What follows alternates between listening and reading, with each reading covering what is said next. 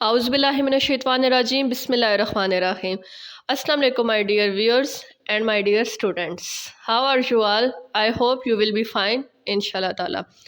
So basically in today's lecture I will discuss about the geomorphic process. We will discuss about the detailed lecture on the geomorphic process.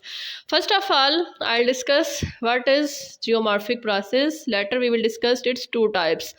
Its exogenic forces and endogenic forces. After discussing its basic types, we will come to know that how exogenic and endogenic forces are impact on the earth's surface, how it shapes on the earth, how it is responsible to the decay or decomposition of the different parts of the earth.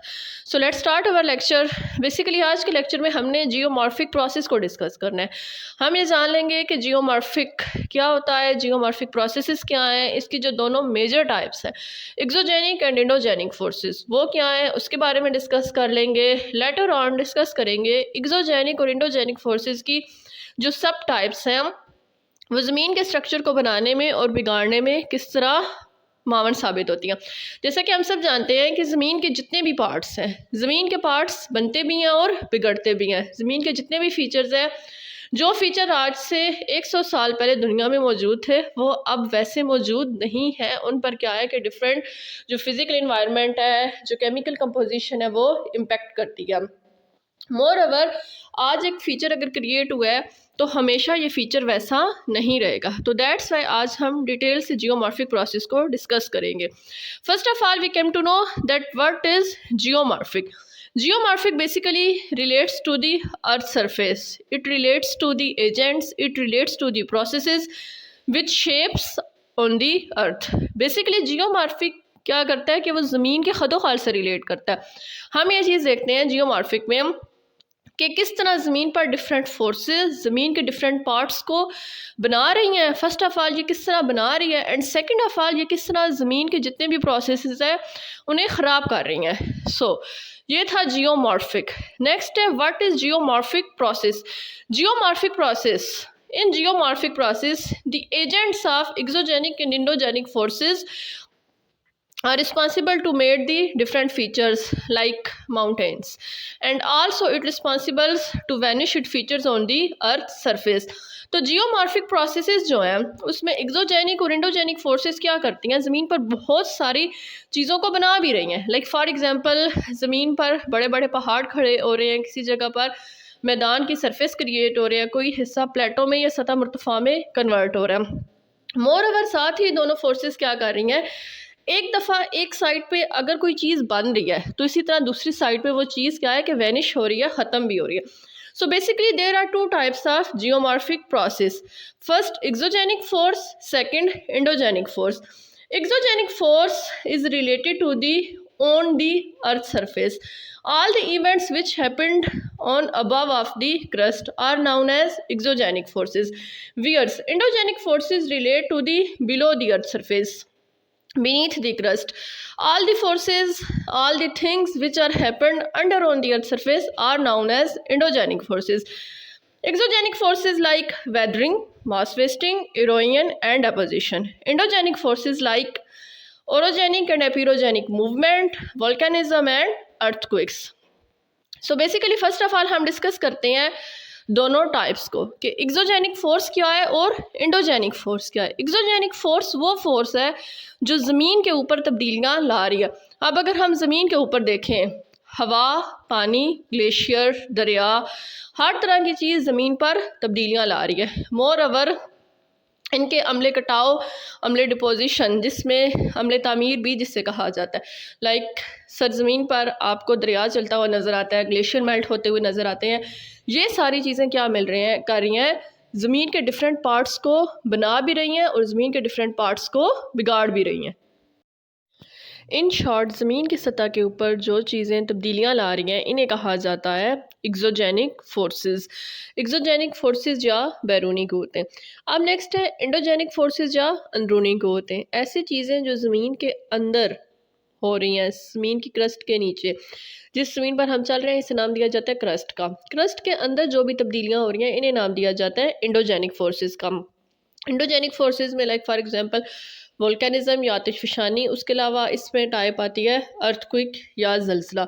ये दोनों ऐसी चीज़ें हैं जो कि ज़मीन की सतह के अंदर है, ज़मीन की सतह के अंदर से बाहर आती हैं और बाहर आकर ज़मीन की सतह पर तब्दीलियाँ लाती हैं। इन्हें कहा जाता है एंडोजेनिक फोर्सेस।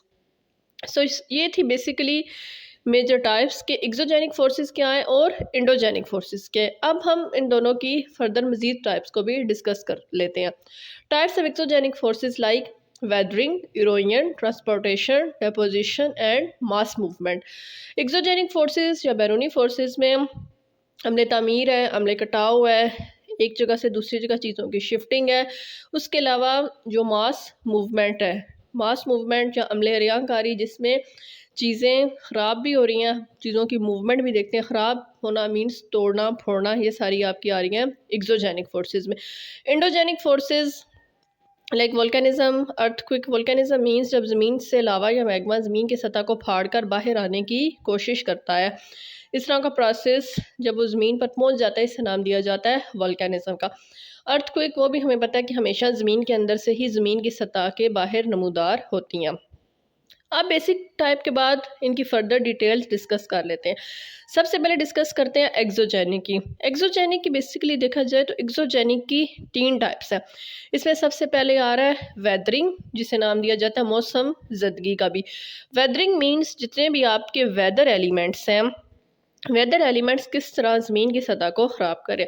अब वेदर एलिमेंट्स ज़मीन की सतह को ख़राब किस तरह करते हैं? लाइक फॉर एग्जांपल ज़मीन की सतह पर जो बारिश हो रही है, सूरज की रोशनी है, इसी तरह ओस है, ये सारी चीज़ें मिलकर ज़मीन के स्ट्रक्चर को तबाह कर रही हैं। ज़मीन के स्ट्रक्चर को बज़ाहिर डेली ऐसा फ़ील नहीं होता कि ये ज़मीन की सतह को ख़राब कर रही हैं, लेकिन with the passage of time बहुत सारे प्रोसेस होते हैं जो ज़मीन की सतह को ख़राब करते हैं। लाइक फॉर एग्जांपल हम सब जानते हैं कि सर्दी में चीज़ें सिकुड़ जाती हैं, गर्मी में चीज़ें फैल जाती हैं। डिफरेंट तरह के जो स्पेशली वुडन थिंग्स है, वुडन बॉक्सेस वगैरह होते हैं, उनमें ये चीज़ बहुत होती है। इसी तरह रॉक्स के अंदर ये चीज़ होती है। तो मुसलसल सिकुड़ने और फैलने की वजह से लाइक एक दफ़ा वो चीज़ श्रिंक हो रही है, दूसरी दफ़ा अगेन क्या है कि वो चीज़ दोबारा दूसरी फॉर्म में कन्वर्ट हो रही है। इस तरह बार बार सिकुड़ने और फैलने के प्रोसेस की वजह से ज़मीन के जो फीचर्स है वो भी क्या है कि अंदर से टूट जाते हैं। एक टाइम आता है रॉक्स बिल्कुल टूट जाती हैं। फिजिकल प्रोसेस के बाद आते हैं chemical processes. Chemical process like different जो केमिकल कंपोजिशन है, जिसकी वजह से एक से दूसरी फॉर्म में चीज़ें चेंज होती हैं और एक एंड टाइम आता है कि वो मुकम्मल टूट जाती हैं। इसी तरह बायोलॉजिकल फैक्टर्स आते हैं। बायोलॉजिकल फैक्टर्स वो फैक्टर्स हैं जिसमें ह्यूमंस रिस्पॉन्सिबल होते हैं। ह्यूमंस हो गए, एनिमल्स हो गए, ये रिस्पॉन्सिबल हैं ज़मीन की सतह को बिगाड़ने में। अब हम ह्यूमंस किस तरह रिस्पॉन्सिबल है? फर्स्ट ऑफ़ ऑल हम ह्यूमंस माइनिंग करते हैं। हम माइनिंग की वजह से हम ज़मीन की चीज़ों को नुकसान पहुंचाते हैं। माइनिंग जो भी की जाती है, समटाइम्स ब्लास्ट वगैरह की नीड होती है, उसके अलावा ड्रिलिंग की जाती है, ये सारी चीज़ें ज़मीन की सतह को इफ़ेक्ट करती हैं। मोर ओवर इंसान क्या करता है, इंसान डिफरेंट पहाड़ों को काट कर रोड्स बना रहा है, डिफरेंट पटड़ियाँ, रेल की पटड़ियाँ बिछा रहा है। इस तरह की सारी चीज़ें ज़मीन की सतह को ख़राब कर रही हैं। आल दो इंसान इस सिलसिले में ये आर्गूमेंट करते हैं कि ये सारी चीज़ें इंसान की भलाई के लिए हैं, लेकिन हमें साथ ये समझने की नीड है कि हम इंसान की भलाई के साथ, इंसान तरक्की के साथ ज़मीन के फिज़िकल इन्वायरमेंट को बुरी तरीके से डिस्टर्ब कर रहा है। The activities of human beings, इंसान की जितनी भी सरगर्मियाँ वो क्या कर रही हैं, हमारे माहौल को बुरे तरीके से ख़राब कर रही हैं। अच्छा, वेदरिंग फ़िज़िकल भी होगी, केमिकल भी होगी, बायोलॉजिकल भी होगी, उसकी डिफरेंट आपको एग्जांपल भी दे दी गई। नेक्स्ट है इरोजन। अब इरोजन के एजेंट्स क्या है? इरोजन के एजेंट्स हैं running water, ground water, glacier, waves and currents and winds. अच्छा, रनिंग वाटर मीन्स चाहे वो दरिया की सूरत में है, चाहे ग्लेशियर है, जब वो आहिस्ता आहिस्ता मेल्ट हो रहा है तो रनिंग वाटर क्या कर रहा है, चीज़ों को इरोड कर रहा है, चीज़ों को तोड़ फोड़ रहा है। जिस भी जगह से वो गुजरेगा वो मटेरियल को क्या करेगा, ख़राब कर रहा है, तोड़ फोड़ कर रहा है, डीके या डिकम्पोजिशन कर रहा है। रनिंग वाटर डीके भी करता है, डिकम्पोज भी करता है, उसके अलावा कुछ चीज़ों को अपने अंदर मेल्ट भी कर लेता है, कुछ सरफेस को क्या कर रहा है, ख़राब भी कर रहा है। उसके बाद आता है ground water. Ground water means जो सरफेस के ऊपर पानी मौजूद है। अब पानी चाहे किसी एक जगह पर खड़ा है, वो भी क्या कर रहा है, ज़मीन की सरफेस को मुसलसल काट रहा है, उसमें चेंजिंग करने की कोशिश कर रहा है। देन ग्लेशियर्स ऑलरेडी डिस्कस हो गया। ग्लेशियर जब हार्ड फॉर्म में है, अब ग्लेशियर किसे कहा जाता है? ग्लेशियर उसे कहते हैं कि जब एक बर्फ़ का बहुत बड़ा पीस जो कि आइस कैप्स होते हैं, जो आइस माउंटेन्स हैं, उनसे कट कर जब वो मूव करना शुरू हो जाता है तो इसे नाम दिया जाता है ग्लेशियर्स का। अब चलता हुआ ग्लेशियर्स छोटा सा तो नहीं होता, कई केजी बड़ा भी हो सकता है, हैवी होता है। तो वो ग्लेशियर जिस जिस जगह से गुजर है उस जगह से ज़मीन की सरफेस में स्कार्प्स क्रिएट कर रहा है, दरारें, दर्ज़ें वगैरह बना रहा है और ज़मीन की सतह को मुसलसल ख़राब कर रहा है।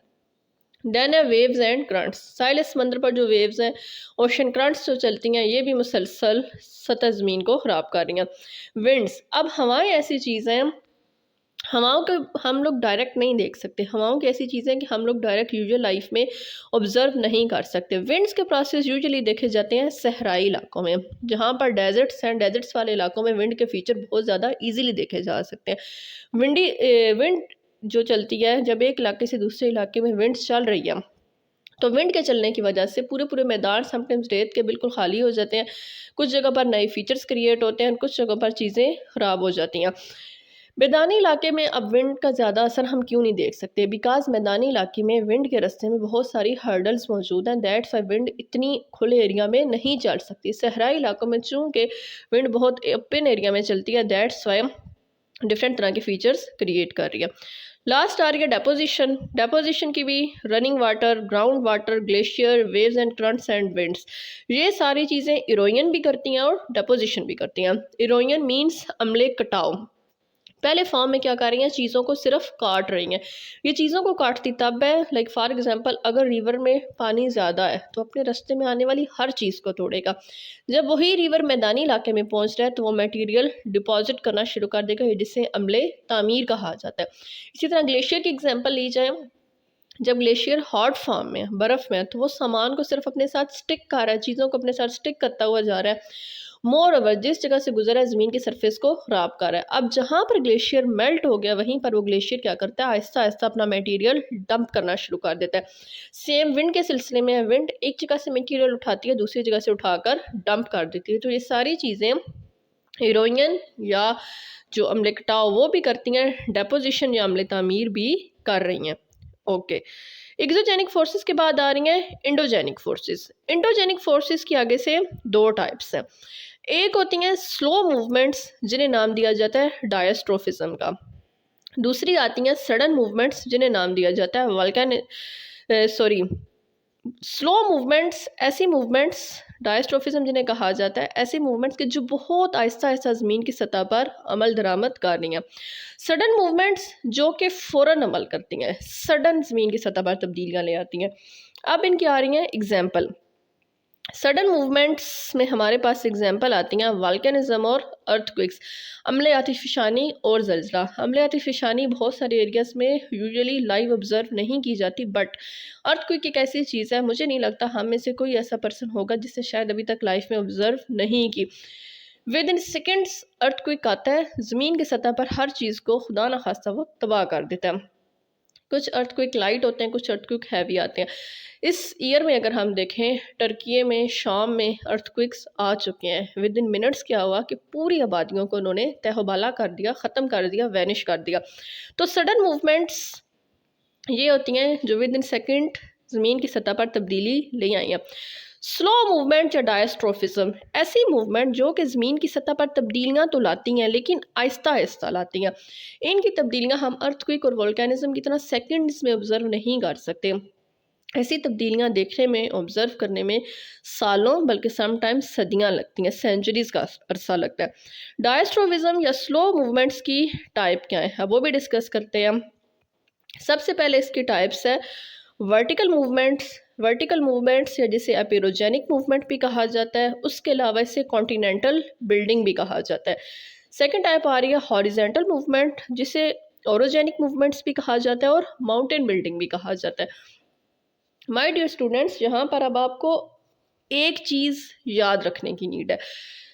मैंने कोई भी जो एक फॉर्म पढ़ी उसके साथ सेकंड और थर्ड ऑप्शन भी यूज़ किया। Like for example slow movements या डायस्ट्रोफिज्म की दो टाइप्स हैं। इन्हें वर्टिकल मूवमेंट भी कहा जाता है, एपिरोजेनिक मूवमेंट भी कहा जाता है। आप एग्जामिनर क्वेश्चन दोनों तरह से पूछ सकते हैं।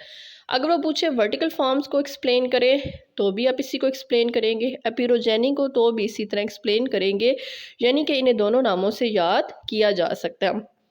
और फर्स्ट ऑफ ऑल ये टाइप्स किसकी बनती हैं? ये टाइप्स बनती हैं डायस्ट्रोफिज्म की। अब डायस्ट्रोफिज्म की एक दफ़ा डेफिनेशन भी डिस्कस कर लेते हैं। The process of movement and deformation of the earth crust that gives rise to large scale features such as continents, ocean, basins and mountains. So basically diastrophism में क्या है? डायस्ट्रोफिज्म में ज़मीन के मेजर फीचर्स क्रिएट होते हैं, like for example पहाड़ बनना, फॉर एग्जांपल मैदान बनना, किसी जगह पर मैदान बन रहे हैं, किसी जगह पर पहाड़ बन रहे हैं, कहीं चीज़ें क्या है कि प्लेटोज़ की फॉर्म में कन्वर्ट हो रही हैं, इन्हें डायस्ट्रोफिज्म कहा जाता है। अब आगे से डायस्ट्रोफिज्म की फर्दर दो टाइप्स आ गई हैं, ठीक है। एक टाइप को नाम दिया जाता है ओरोजेनिक का, एक है एपिरोजेनिक। अच्छा, ओरोजेनिक जो मूवमेंट्स होती हैं वो जो होती हैं, जितनी भी आपकी मूवमेंट्स है ओरोजेनिक या एपिरोजेनिक, एक ही चीज़ हमने याद रखनी है कि ये सारी चीज़ें स्लो मूवमेंट्स और स्लो प्रोसेस में हो रही हैं, बहुत ज़्यादा तेज़ी से ज़मीन की सतह पर तब्दीलियाँ नहीं ला रही हैं। सबसे पहले एपिरोजेनिक या वर्टिकल मूवमेंट्स को देख लेते हैं हम। इसमें जितनी भी सारी मूवमेंट्स हैं वो ज़मीन की सतह को अपवर्ड भी कर रही हैं, ज़मीन की सतह में डाउनवर्ड भी तब्दीलियाँ ला रही हैं। अपवर्ड भी ये तब्दीलियाँ ला सकती हैं, डाउनवर्ड भी तब्दीलियाँ ला सकती हैं। हॉरिजॉन्टल या ओरोजेनिक जो मूवमेंट है, इसकी वजह से यूजुअली माउंटेन बिल्डिंग क्रिएट होती है, ज़मीन की सतह पर फोल्डेड माउंटेन्स बनते हैं। उसके अलावा डिफरेंट फॉल्ट जोन और फॉल्ट एरिया भी ज़मीन की सतह पर वजूद में आते हैं। आई होप ओरोजेनिक और एपिरोजेनिक में डिफरेंट अब बहुत इजीली समझ गए होंगे।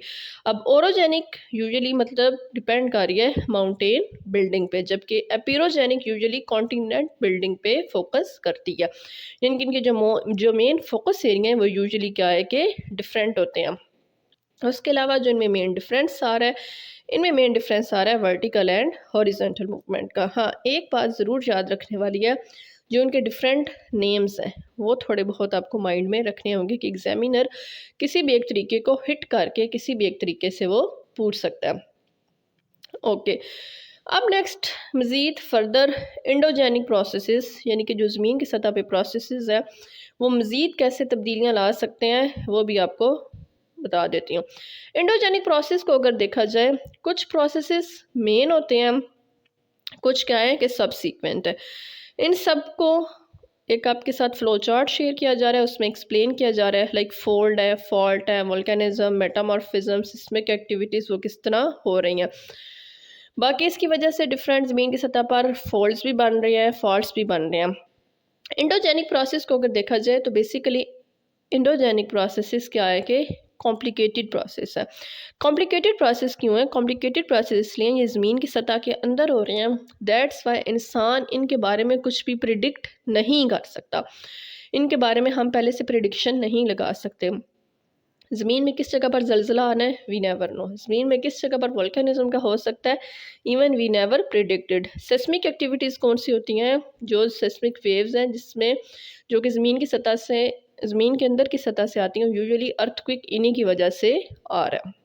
इसकी वजह से डिफरेंट फीचर्स भी क्रिएट हो रहे हैं, फोल्डिंग के और फॉल्टिंग के फीचर्स भी डिस्कस किए गए हैं। इनकी डिटेल डिस्कशन जियोमॉर्फिक प्रोसेस में नहीं की जा सकती। ये क्या है कि सेपरेट क्वेश्चन है जहाँ पर हम ये डिस्कस करेंगे सेपरेट क्वेश्चंस में कि ज़मीन पर इनकी वजह से कौन कौन से फीचर्स बनते हैं और कैसे फीचर्स बनते हैं। ओके, आफ्टर दिस एक्सप्लेनेशन अब आपको मैं कुछ फ़्लो चार्ट्स एग्जाम्पलीफाई के तौर पर शेयर कर देती हूँ कि ज़मीन की सतह पर स्ट्रक्चरल लैंडफॉर्म किस तरह बन सकते हैं, वेदरिंग के लैंडफॉर्म किस तरह बन रहे हैं, इरोइनल लैंडफॉर्म कौन से हैं और डेपोजिशनल लैंडफॉर्म कौन से हैं। अब ये आपके सामने एक फ़्लो चार्ट है। स्ट्रक्चरल लैंडफॉर्म्स की भी एग्जाम्पल दी हुई हैं, माउंटेन्स हैं, फॉल्ट्स हैं, स्क्रैप्स हैं, रिफ्ट वैलीज़ हैं। डिफरेंट एरोस की मदद से बताया गया है कि मैग्मा जब सोल्डिफाई हो रहा है उसकी वजह से टेक्टोनिक प्रोसेस हो रहा है, टेक्टोनिक प्रोसेस की वजह से फोल्ड और फॉल्ट ज़मीन की सतह पर बन रहे हैं, देन स्ट्रक्चरल लैंड ज़मीन पर वजूद में आ रहे हैं। उसके बाद आगे स्ट्रक्चरल लैंडफॉर्म्स के बाद एक्सप्लेन किया हुआ कि वेदरिंग लैंडफॉर्म्स कैसे वजूद में आ रहे हैं। रॉक्स जब वेदरिंग की वजह से उन पर वेदरिंग से इम्पेक्ट कर रही हैं, तो डिकम्पोजिशन की वजह से जो रॉक्स है उनकी फॉर्म चेंज होती है, फिज़िकली भी केमिकली भी, जिसकी वजह से वेदरिंग लैंडफॉर्म्स वजूद में आते हैं। लाइक फॉर एग्जांपल कास्ट वजूद में आते हैं, डिफरेंट सॉर्ट्स वजूद में आ रहे हैं। उसके बाद हमने ये देखना है कि जो रॉक डेब्रिस वजूद में आते हैं, जब उन पे इरोजन का प्रोसेस होता है तो मज़ीद इरोजनल फीचर्स वजूद में आते हैं, लाइक रिवर्स, ग्लेशियल वैलीज़ और गुलिस वगैरह। देन उसके बाद आता है सेडिमेंट डिपोजिशन, जिसकी वजह से डिपोजिशनल लैंडफॉर्म्स क्रिएट हो रहे हैं, लाइक सैंड बार्स बन रहे हैं, अलूवियल फैन्स बन रहे हैं और डेल्टास क्रिएट हो रहे हैं। इन शॉर्ट अगर हम ज़मीन की सतह पर देखें तो ज़मीन की सतह पर जो भी तब्दीलियाँ आ रही हैं, चाहे कोई फीचर बड़ा बन रहा है चाहे कोई फीचर छोटा बन रहा है, ये सारे प्रोसेसेस जियोमॉर्फिक प्रोसेस ही की वजह से वजूद में आ रहे हैं। जियोमॉर्फिक प्रोसेस ही रिस्पॉन्सिबल है इनकी सतह को बनाने में भी और इनकी सतह को बिगाड़ने में भी। ओके, सो आई होप अब तक आपके बेसिक कॉन्सेप्ट्स क्लियर हो गए होंगे। Cause it was very easy in sense कि जब हम इसको फर्स्ट स्टेप से पढ़ना शुरू कर रहे हैं, फर्स्ट स्टेप में पहले मैंने आपको एक्सप्लेन किया मॉर्फिक प्रोसेस क्या है, उसके बारे में हमने डिस्कस कर लिया। मॉर्फिक प्रोसेस के बाद जियोमॉर्फिक प्रोसेसेस किन्हें कहा जाता है। देन हमने डिस्कस किया एक्सोजेनिक फोर्सेस और एंडोजेनिक फोर्सेस। सबसे पहले मैंने सेपरेटली आपको बता दिया एक्सोजेनिक फोर्सेस कौन सी हैं और एंडोजेनिक फोर्सेस कौन सी हैं। एक्सोजेनिक और एंडोजेनिक फोर्सेस के बाद हमने क्लियरली डिटेल से ये चीज़ भी डिस्कस कर ली एक्सोजेनिक फोर्सेस की सब टाइप्स कौन सी हैं, एंडोजेनिक फोर्सेस की सब टाइप्स कौन सी हैं। देन हमने ये देखा एक्सोजेनिक और एंडोजेनिक की कौन कौन सी टाइप्स ज़मीन पर कौन कौन से फीचर बना रही है। सो अब बारी आती है माय डियर स्टूडेंट्स आपके क्वेश्चन की कि जो आपको एज एन असाइनमेंट सॉल्व करना है। सो अब अपने व्यूअर्स से हम लेंगे इजाज़त एंड माय डियर स्टूडेंट्स आपका क्वेश्चन नेक्स्ट स्लाइड में मौजूद है। आई होप मैंने ट्राई की है कि आपके सारे कॉन्सेप्ट्स क्लियर हो जाएं, जहाँ पर कन्फ्यूजन है वो क्लियर हो जाए। फिर भी क्लियर नहीं होती you can ask via comments and my dear students आप ड्यूरिंग क्लासेस भी मुझसे क्वेश्चनिंग दोबारा कर सकते हैं। सो आपके लिए क्वेश्चन अपने व्यूअर से लेते हैं इजाज़त इस दुआ के साथ, अब जहाँ भी रहें जिस भी जगह पर रहें खुश रहें, हंसते मुस्कुराते रहें। अल्लाह ताला आप सबकी दुआओं को कबूलियत का दर्जा बख्शे, नया आने वाला साल आपके लिए बहुत सारी खुशियाँ लेकर आए। आमीन सुम्मा आमीन। I hope my dear students question आपने नोट कर लिया है, क्वेश्चन इजी होगा एंड इंशाल्लाह ताला आई नो आप ये क्वेश्चन सॉल्व कर लेंगे। सो मिलते हैं नेक्स्ट किसी लेक्चर में, तब तक के लिए अल्लाह हाफिज़।